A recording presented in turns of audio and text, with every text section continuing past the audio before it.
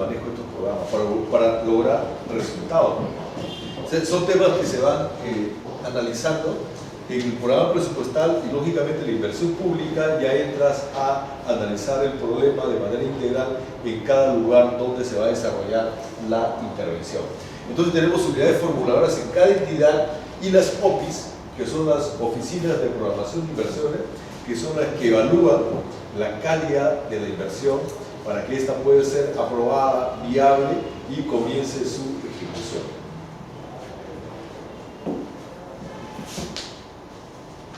¿Qué es un proyecto de inversión pública? Es una intervención que se da en un tiempo determinado, así como por ejemplo, ¿alguien tiene una empresa? ¿Alguien maneja una empresa acá? Levanta la mano. ¿Empresario? ¿Ninguno? Empresa. Los japoneses dicen que para que en el siglo XXI un país se desarrolle sosteniblemente, 6 de cada 10 habitantes debemos ser empresarios. Necesitamos un país que produzca. ¿Cómo se sale la riqueza? Produciendo. De la pobreza, ¿cómo se sale? Produciendo riqueza. No hay otra forma. Tenemos que ser, ¿han visto los coreanos? Son países de microempresarios. Singapur, entren ustedes al Google y entren un modelo económico de Singapur de 6 minutos. Ahí te van a dar cómo se desarrolló Singapur. Todas las familias producen algo, venden servicios. Toda la población son empresarios. La inversión pública es un gasto limitado en un tiempo. Un colegio se ejecuta, dependiendo del tamaño, en meses o en más de un año. Un proyecto vial, un proyecto de agricultura, etc. En un determinado tiempo. Puede utilizar total o parcialmente los recursos del Estado. No sé si hay el sitio de...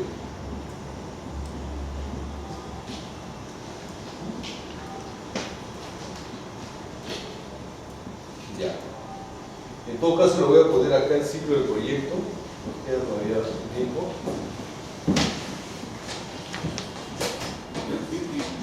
Y esté la lámina, pero quiero que esta parte lo tengan bien claro. Depende, si lo dibujo, se va a quedar más. La primera etapa de un proyecto de inversión pública es la preinversión, donde se estudia el problema, donde se analiza el problema. ¿Alguien ha trabajado un árbol de problemas? ¿Qué es un objetivo? Ustedes han llevado planificación. ¿Qué es un objetivo? Lo dijimos un rato.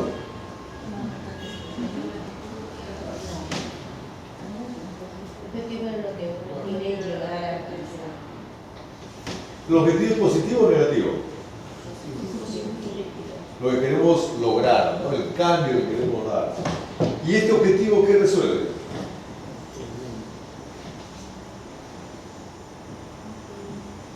Este objetivo resuelve un problema. ¿La inseguridad ciudadana qué es? Un problema. ¿Y disminuir la inseguridad ciudadana qué es? Un objetivo. Todo objetivo resuelve un problema. ¿La enfermedad qué es? Un problema. Y disminuir las tasas de morbilidad de la población es un objetivo. ¿El bajo nivel académico o educativo qué es? Un problema. Y el objetivo es cómo mejora la calidad de la educación. ¿Sí o no? Entonces todos los objetivos detrás tienen que tener claro qué problema resuelven. Por eso un objetivo se pone siempre positivo y tiene un indicador que ves cómo vas mejorando en ese problema que quieres resolver. Amartya Sen, ¿reconocen ustedes a Amartya Sen? Premio Nobel de Economía, año 98, por su aporte a la economía del bienestar. Y él decía que el país tiene que eliminar las restricciones,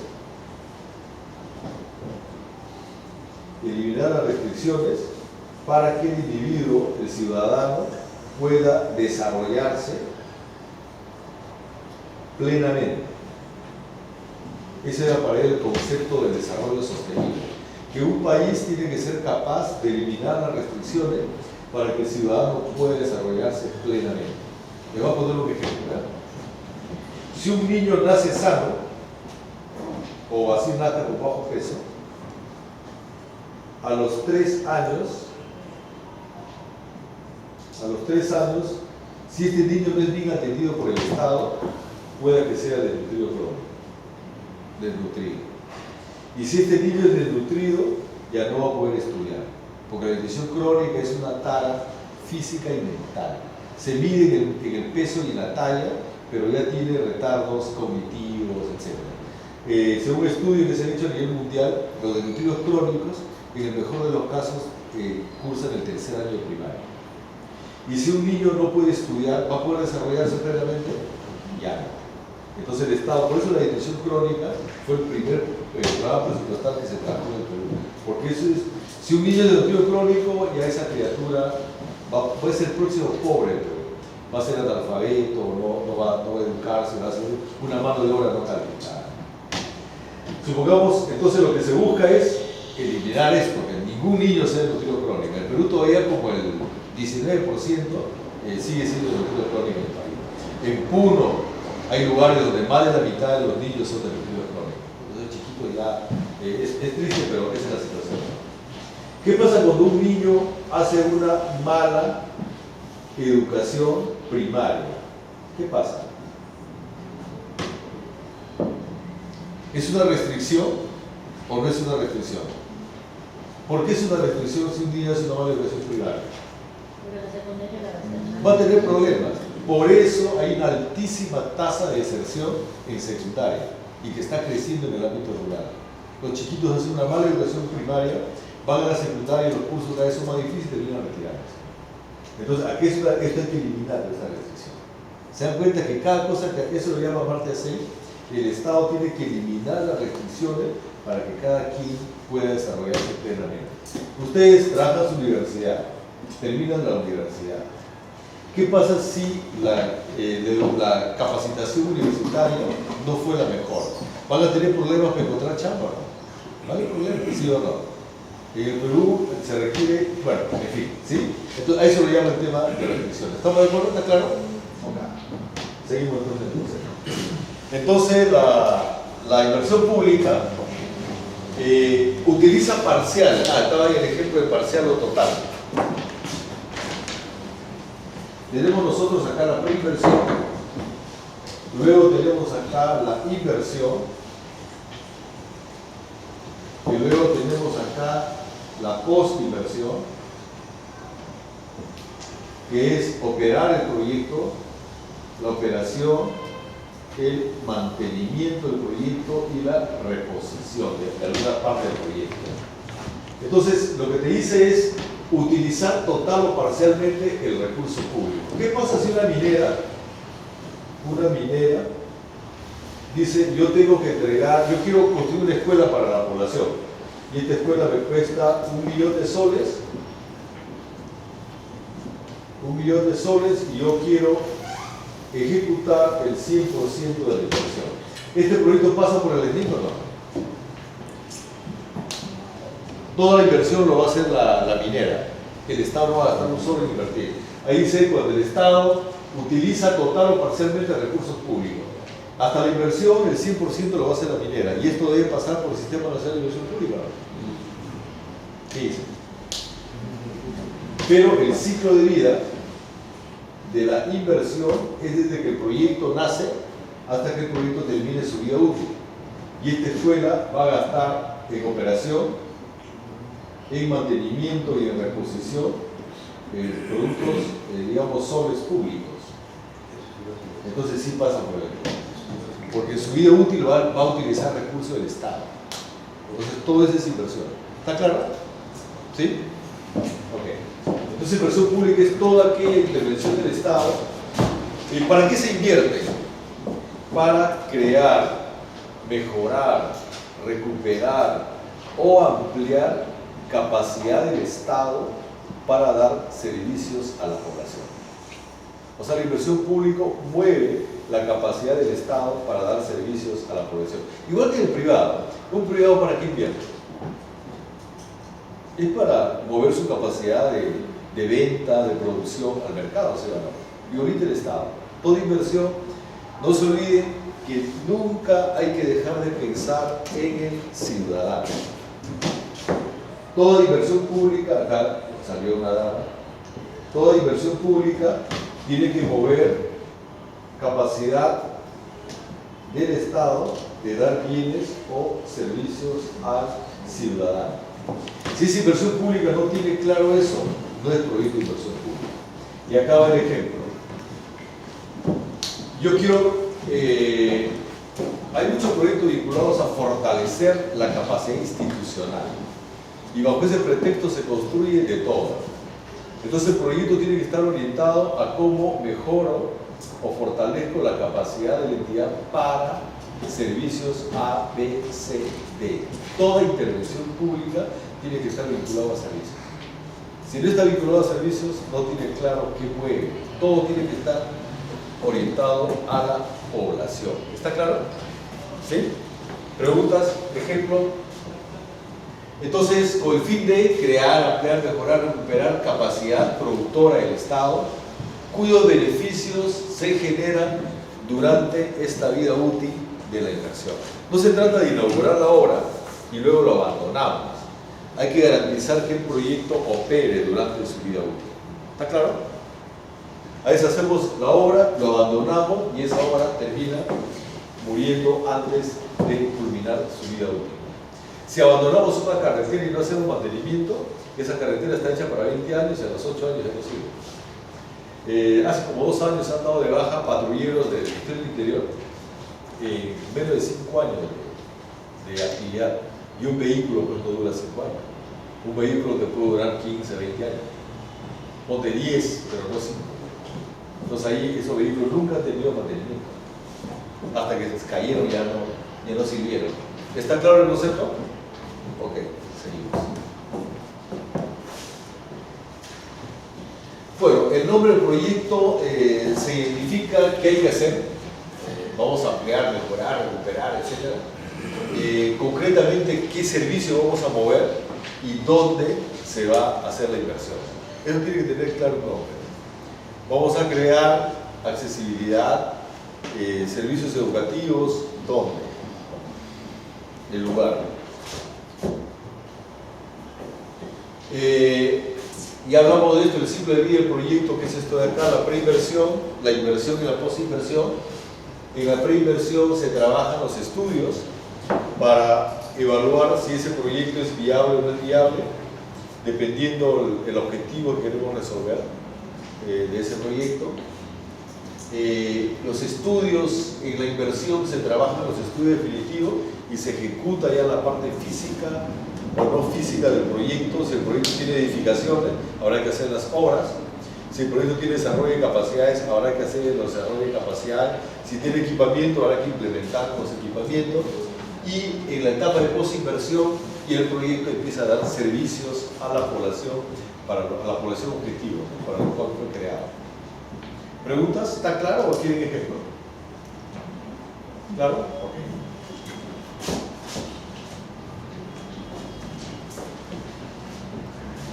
Bueno, esto está vinculado a la parte de la institucionalidad, las unidades formuladoras, la OFI que evalúa, la unidad formuladora que se encargará de elaborar toda la parte del estudio previo. Para la viabilidad, comentábamos, tiene que estar integrada por un equipo multidisciplinario dependiendo las características del proyecto.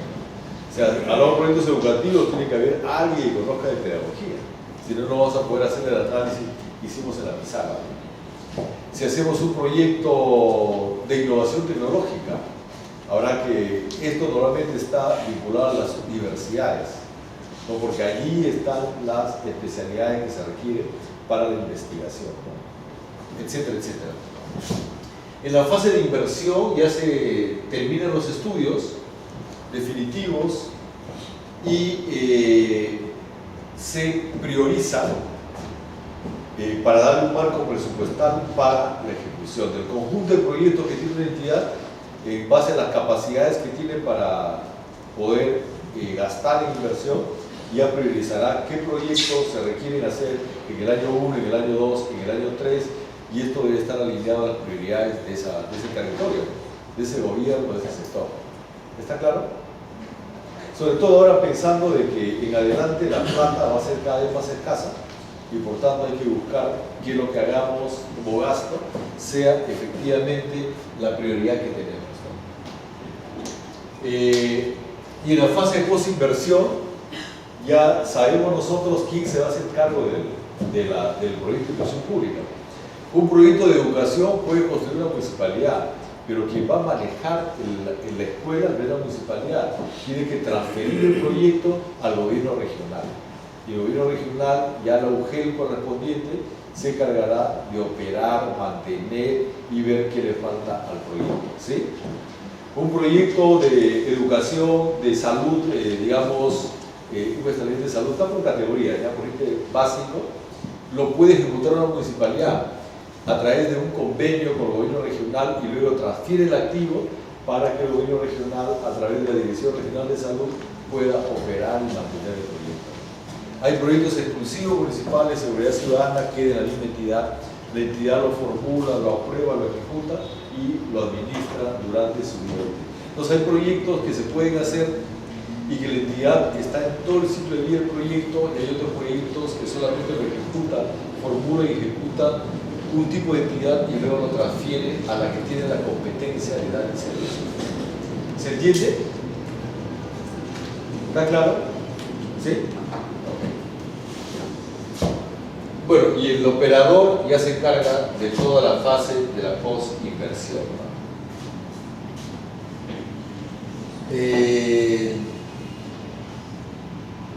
Bueno, hay todo un tema, se recomienda, al menos yo por la experiencia que tengo en manejo, digamos, yo he sido gerente municipal, yo recomiendo tercerizar todo, nada hacer en casa. O sea, contratar los servicios, tanto en la preinversión y en la inversión. Y en algunos casos en la postinversión. Por ejemplo, en la Universidad de Enseñanza Continental, y ahí el año pasado nos enseñaba bastantes cursos así in-house. Hemos trabajado con varias UGELs en Lima. Y la UGEL, creo que es la 2, la que tiene Los Olivos, Independencia, Rímac y San Martín, me parece. Les preguntaba cuál es la nota de los niños en base a las pruebas PISA. Y en esta UGEL 2 en Lima, en matemáticas creo que era algo de 0,8 y en comprensión lectora 9,5. En Lima, no hablamos fuera de Lima. O sea, igual los chicos salen en sus libretitas con 16, 17, ¿no? Pero si les pasamos la prueba PISA, los chicos están desaprobados. ¿Cuánto gana un docente en esta UGEL? Entre 2.500 y 4.000 soles. O sea, el sueldo no es malo. Pero normalmente los docentes tienen doble trabajo. Trabajan en el Estado y trabajan en el privado. Y si nosotros pasamos prueba PISA a los colegios privados, ahí los chicos están aprobados. Y es el mismo docente. Entonces ahí el problema como que se orienta al tema de la gestión del gobierno. Y cuando empezamos a analizar cuánto gasta el Estado en esta UGEL 2, en promedio 350 soles anuales por niño. ¿Y cuánto cuesta un colegio privado? Y más o menos entre 400 y 450. Entonces el problema ahí, como es gestión, en algunos casos se puede recomendar desde el Estado tercerizar la parte de la operación. Porque el Estado está gastando casi igual, pero no está teniendo resultados. ¿Y por qué creen ustedes que el privado sí tiene y el Estado no? ¿Por qué creen ustedes eso? ¿Ah? ¿Por qué creen que, mira, a veces inclusive el Estado tiene mejor infraestructura que el privado? Utiliza los mismos docentes, etcétera, y sin embargo los resultados son distintos. En el privado sí hay resultados y en el Estado no hay resultados. ¿Por qué creen? El tema de gestión. ¿Y por qué el privado se preocupa en gestionar y tener resultados? Si no saca a un niño bien preparado, el padre lo Claro, o sea, si el privado no tiene resultado, la empresa va a quebrar. En cambio, en el Estado no tenemos claro ni la responsabilidad de la importancia del resultado. O sea, son los mismos elementos, pero en uno sí funciona y en el otro no. Ahí es un tema de gestión, de responsabilidad. ¿Sí? Eso lo vimos en la UGEL 2. Entonces, el tema de, yo recomiendo contratar, digamos, de gente especializada, porque a veces en casa no tenemos el especialista. Y para cumplir queremos hacer un proyecto y finalmente terminamos haciendo un mal proyecto de inversión pública. En el tema de la ejecución, allí hay muchas entidades, regionales sobre todo, y locales también muchas, de que quieren ejecutar la inversión. Y ahí la cosa puede peligrar, porque no es fácil ejecutar un proyecto de inversión pública. Zapatero a su zapato. Entonces el tema de la tercerización es un tema que te puede garantizar, digamos, calidad, ¿no? Que hacerlo además de manera directa. Y en la fase de posinversión sí hay que hacer un seguimiento para que el proyecto pueda operar adecuadamente, ¿no? Por ejemplo, ¿han visto ustedes documentales sobre el tema de este Instituto del Niño que está en Cayo Prado, que tiene como 5 años y que hasta ahora no da servicio? Y es un megaproyecto. Entonces no basta ejecutar la obra ni inaugurarlo, sino hay que garantizar que los proyectos den servicios a la comunidad para que puedan dar la rentabilidad que se ha analizado en la proyección. Una consulta, entonces, Con todo gusto. los proyectos de inversión tienen un inicio, un final, siempre tienen que transferir. No, a ver. En el caso de que Cuando ya el final es cuando ya el proyecto termina su vida útil y requiere ser recuperado o de repente en algunos casos demolido y hacer otro. Supongamos un colegio, 20 años pues el colegio ya no está adecuado a las necesidades, a las características, de repente es mejor demolerlo y hacer uno nuevo ya con otro tipo de instalaciones, otro concepto de lo que es de educación, etc. Me estaban comentando, y eso va a cambiar de manera rápida, porque nosotros todavía tenemos conceptos muy antiguos. En Lima se están haciendo ya pilotos en educación inicial, donde las escuelas no se parecen a una escuela tradicional, sino se parecen a una vivienda.